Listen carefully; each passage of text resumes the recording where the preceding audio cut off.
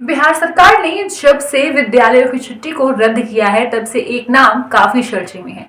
या तो यूं कहें, यह नाम पिछले कुछ सालों से ही बिहार में काफी चर्चे में है। जी हाँ, इस व्यक्ति का नाम किसी राजनीतिक गलियारे से ये नहीं आते हैं या फिर किसी पार्टी से भी ये नहीं आते हैं। ये एक आईएएस अधिकारी हैं। अगर आप बिहार से हैं तो आप समझ गए होंगे मैं किन की बात कर रही हूँ, क्योंकि बिहार के ऐसे एक भी व्यक्ति नहीं हो सकते जो इनके नाम से परिचित ना हो, क्योंकि यह अपने फरमानों के कारण हमेशा ही विवाद में रहते हैं। इनकी नाम हमेशा ही मीडिया में खबरों में रहती है। बता दें, इस व्यक्ति का नाम है के पाठक। यह 1990 के बैच के आईएएस अधिकारी हैं। इन्होंने ऐसे कई फरमान जारी किए हैं जिनके कारण यह हमेशा ही खबर में रहते हैं। कभी शिक्षकों को फॉर्मल ड्रेस जीन्स ना पहनने को लेकर ऐसी फरमान भी इन्होंने जारी कर रखे हैं। वही बता दें, इनका छवि जो है हमेशा ही विवादों से घिरा रहा है। 2016 में इन्होंने तब के उप मुख्यमंत्री सुशील मोदी पर इन्होंने मानहानि का केस कर दिया था। वहीं एक समय आया था जब इन्होंने लालू यादव के रास्ते में रोड़ा बन गए थे। वहीं आपको यह भी बता दें कि अब बिहार में हमेशा ही अपने कुछ फरमानों के लिए चर्चे में रहते हैं। 2010 में यह सेंट्रल में चले गए थे। इन्हें डेप्यूटेशन में सेंट्रल भेज दिया गया था। उन्होंने वहां भी 2 साल काम किया था। और देखा जाए तो ये नीतीश के प्रिय आईएएस अधिकारी में आते हैं। नीतीश ने हमेशा से ही पसंद करते हैं। जब बिहार में शराबबंदी लागू की गई तब नीतीश कुमार ने इन्हें इस कमान को सौंपा बिहार में शराबबंदी को काबू में लाने के लिए। लेकिन आप बिहार के निवासी हैं तो आप जानते ही हैं बिहार में शराबबंदी की क्या स्थिति है। इसके बाद फिर के पाठक को बिहार में शिक्षा विभाग का कमान सौंपा गया, क्योंकि अगर हम बिहार की लिटरेसी रेट देखें तो यह सबसे कम है पूरे देश में। जिसके बाद के पाठक के हाथ में बिहार की शिक्षा की जिम्मेदारी दी गई, इसे सुधारने की जिम्मेदारी दी गई। क्योंकि आए दिन हम हर एग्जाम में देखते हैं कि किसी भी एग्जाम में खुलेआम चोरी होती है, ना तो विद्यालय है, ना तो बैठने के लिए किसी को डेस्क और बेंच प्रोवाइड किया जाता है। जिस कारण से के पाठक को शिक्षा विभाग का अपर मुख्य सचिव बनाया गया और इन्होंने कई ऐसे कड़े फैसले भी लिए हैं, जिस कारण से शिक्षक हमेशा ही इनसे नाराज नजर आते हैं।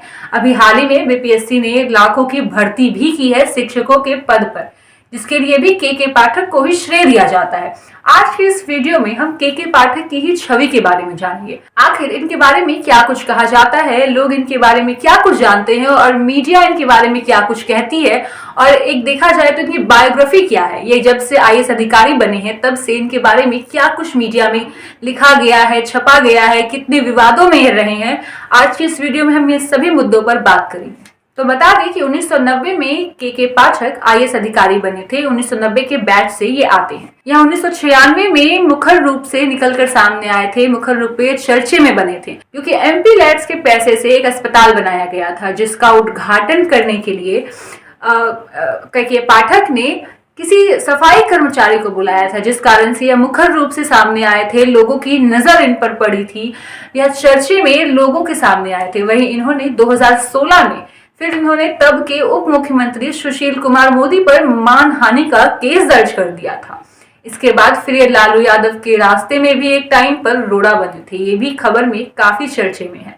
वहीं बता दें आपको कि इन्होंने ऐसी कई हरकतें की हैं जो अगर मीडिया में देखा जाए या फिर खबरों में देखा जाए तो ये बहुत ही चलन में रहती हैं। एक समय पर पटना हाई कोर्ट ने इन पर करीब 1.75 लाख रुपए का जुर्माना भी लगाया गया था, क्योंकि इन्होंने कोर्ट में पेशी नहीं दी थी।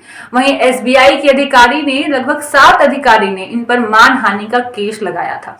वही ऐसा कहा जाता है कि किसी भी मीटिंग में अपशब्दों का भी काफी इस्तेमाल करते हैं।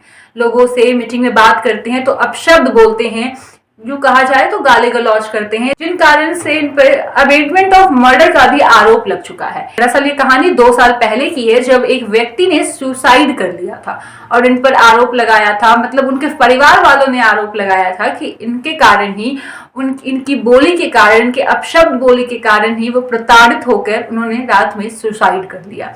यह भी एक मीटिंग की घटना थी, जिसके कारण से के पाठक पर यह केस अभी तक चल रहा है। हालांकि इनके बारे में कहा जाता है कि ये बिहार की शिक्षा को पटरी पर लाने का काम कर रहे हैं, जिस कारण से ये बिहार के शिक्षा मंत्री से भी भिड़ने से चूकते नहीं है। हाल ही में खबर आई थी कि बिहार के शिक्षा मंत्री चंद्रशेखर से भी इन्होंने बहसबाजी कर ली थी, जिसमें देखा जाए तो 50-50 के तौर पर अगर इसे नापा जाए तो देखा जाए तो के पाठक के ही सपोर्ट में नीतीश कुमार भी खड़े हुए थे।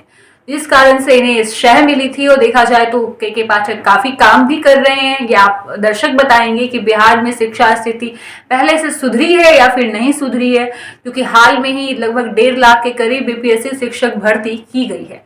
लेकिन कुछ लोग यह भी कह रहे हैं कि शिक्षक भर्ती में भी घोटाला किया गया है।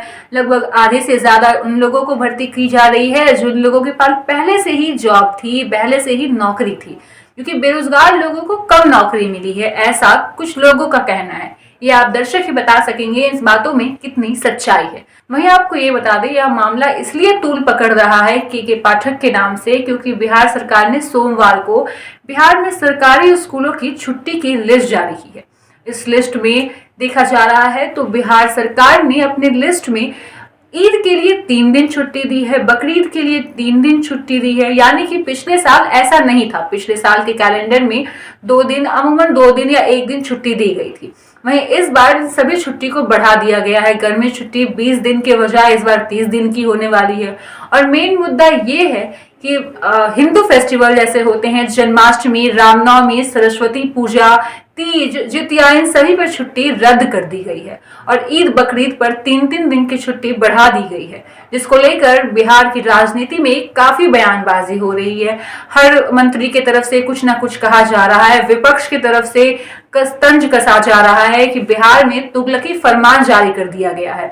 अब ये देखने वाली बात रहेगी आगे चलकर क्या इस फैसले को वापस लिया जाता है, क्योंकि अगर आपको हम डिटेल्स बता दें, क्योंकि ईद और बकरीद पर पिछले साल 2 दिन की छुट्टी रही थी, जबकि 2024 में दोनों पर्वों पर 3-3 दिन बंद रहेंगे। वही गर्मी की छुट्टी को 10 दिन बढ़ा दिया गया है। वहीं आपको इसकी भी जानकारी दे दें कि शिक्षा विभाग की तरफ से कहा जाता है, एक प्रावधान है कि किसी भी स्कूल में 220 दिन पढ़ाई होनी चाहिए। उसके बाद ही आप किसी को छुट्टी दे सकते हैं, उसके बाद ही आप छुट्टी के बारे में सोच सकते हैं। उसी हिसाब से इसे मापा गया है, काउंट किया गया है, इसके बाद इसे कैलकुलेट किया गया है, मापा गया है। 220 दिन पढ़ाने के बाद जो भी छुट्टी देखी गई है, जिसमें जन्माष्टमी, रामनवमी जैसे त्योहार में छुट्टी काट दी गई है। यानी कि केंद्र सरकार की तरफ से भी सारे ऑफिस बंद रहते हैं इन सभी फेस्टिवल पर, इन सभी त्योहार पर। लेकिन बिहार सरकार में, बिहार में शिक्षकों को स्कूल जाना होगा।